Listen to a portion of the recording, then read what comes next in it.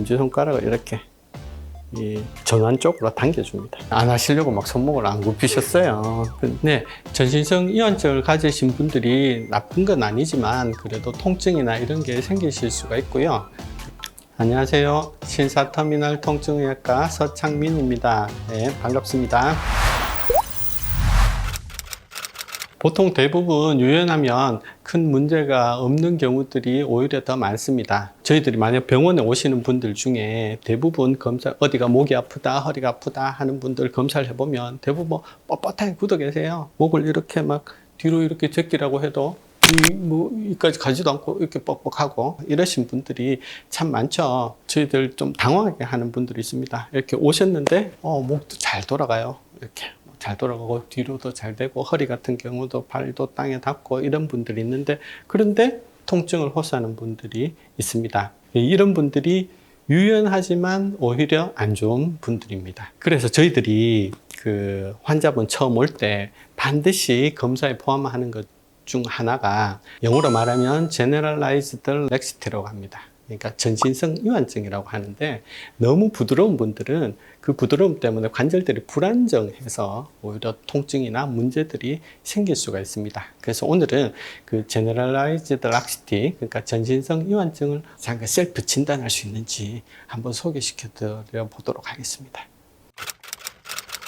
전신성 이완증을 어떻게 자가 진단할 수 있는지 한번 보여드리도록 하겠습니다. 먼저 말씀드리면 총 9점입니다. 쌍으로 되는 게 4개 항목이고 양쪽으로 다 하는 게 한 가지. 4개의 점수가 8점, 1개가 1점에서 총 9점인데 5점 이상이 나오게 되면 이분은 전신성 이완증이 있다고 진단하시면 되겠습니다.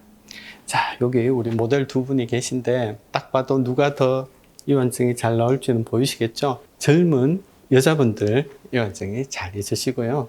남자분들은 대부분 좀 이렇게 이런 부분에서 이완증이 덜한 경우가 많습니다. 자, 한번 해보도록 하겠습니다. 제일 먼저 하는 것은 엄지손가락을 이렇게 손바닥 위로 하게 하고 엄지손가락을 이렇게 이 전환 쪽으로 당겨줍니다. 전환 쪽으로 당겨서 엄지손가락을 당겨서 이 엄지손가락이 전환과 평행하게 될 수 있는지 조금 더 볼까요? 손목을 최대한 굽히셔야 됩니다. 되죠? 안 하시려고 막 손목을 안 굽히셨어요. 팔은 조금 펴주시는 게 좋습니다. 이렇게 하면 거의 평행이 되죠. 저하고 비슷하시잖아요. 그죠? 이렇게 안 됩니다. 대부분. 근데 이렇게 되시는 분들이 있어요. 1점. 근데 이게 양쪽으로 다 된다? 이러면 2점이 되시는 겁니다. 자, 팔 펴시고, 거의 평행이 되시죠? 이러면 2점 획득하셨습니다. 그 다음에는, 이번에는 이렇게 앞쪽으로 하시고, 새끼손가락을 이렇게 하셔서 전환과 평행이 되는지 보셔야 되겠습니다. 요거는 조금 그래도 덜하네요. 뒤쪽에 점수 잘 나올 것 같아서 이건 점수 안 드리겠습니다. 자, 요것도 같이 이렇게 평행이 되면 점수를 획득하시게 됩니다. 그 다음 세 번째는 팔꿈치를 이렇게 쭉 펴주십니다. 팔꿈치를 펴주실 때 이 각도가 10도 이상. 양쪽에 지금 보시면 다 10도 이상씩 나오시죠.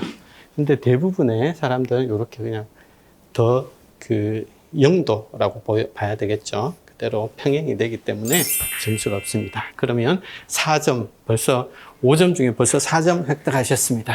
그 다음 그냥 서서 보시면 됩니다. 자, 이렇게 쫙 펴서 하셨을 때, 지금 이분은, 무릎이 그렇게 많이 뒤쪽으로 신전이 되진 않았습니다. 다리를 이렇게 쭉 펴라고 했을 때 10도 이상 신전이 되면 여기서 또 2점이 추가가 되게 됩니다.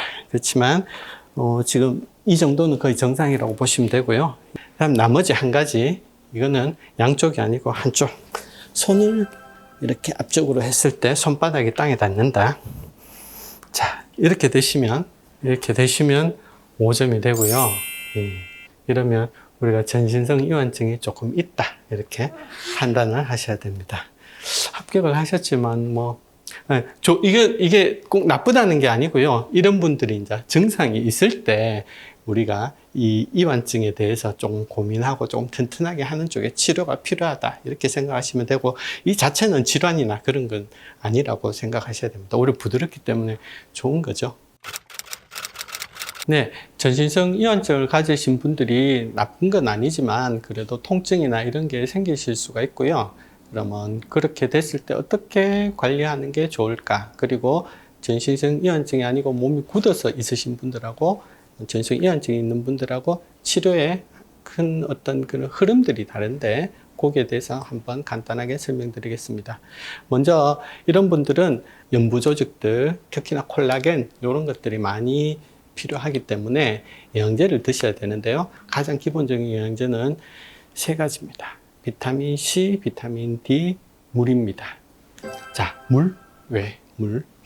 왜냐하면 모든 우리가 영양제를 섭취할 때 대부분 우리가 영양제만 집중하는데 이 영양제가 몸에서 제대로 작동이 일어나기 위해서는 이 화학적인 반응에 물이라고 하는 요소가 엄청 필요하게 됩니다.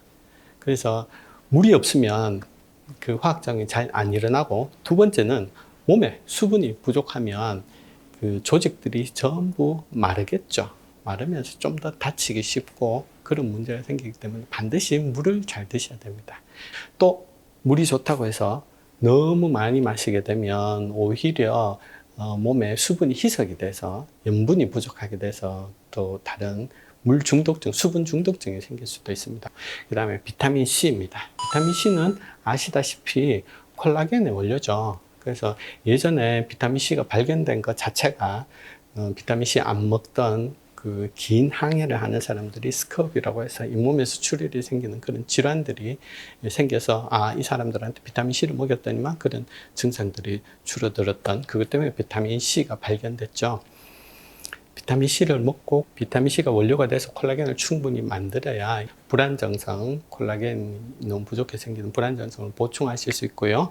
비타민 D는 가장 아까 기본적이라고 했던 이유 중에 하나가 물과 비타민 C가 몸 안에서 반응이 일어날 때 자, 반응을 일으켜라 하는 세포에서의 신호 전달자 역할을 비타민 D가 합니다. 매개체, 신호 역할을 비타민 D가 해주기 때문에 비타민 D 기본적으로 꼭 필요합니다. 자, 그 다음에 이런 분들이 운동을 할 때는 아까도 이야기했듯이 관절을 이렇게 안정시키는 그런 운동들을 하시고, 그리고 너무 세지 않은 범위에서 근육들을 조금 강화시켜 주시면 안정성에 조금 더 도움이 되실 수가 있겠습니다. 네, 전신성 이완증이 있으신 분들 어떻게 관리하시는지 제가 한번 간단하게 설명드렸고요. 요거로 바탕으로 일상생활에서 크게 도움이 되도록 한번 해보시면 좋겠습니다. 네, 오늘 이상 여기까지 하도록 하겠습니다. 감사합니다.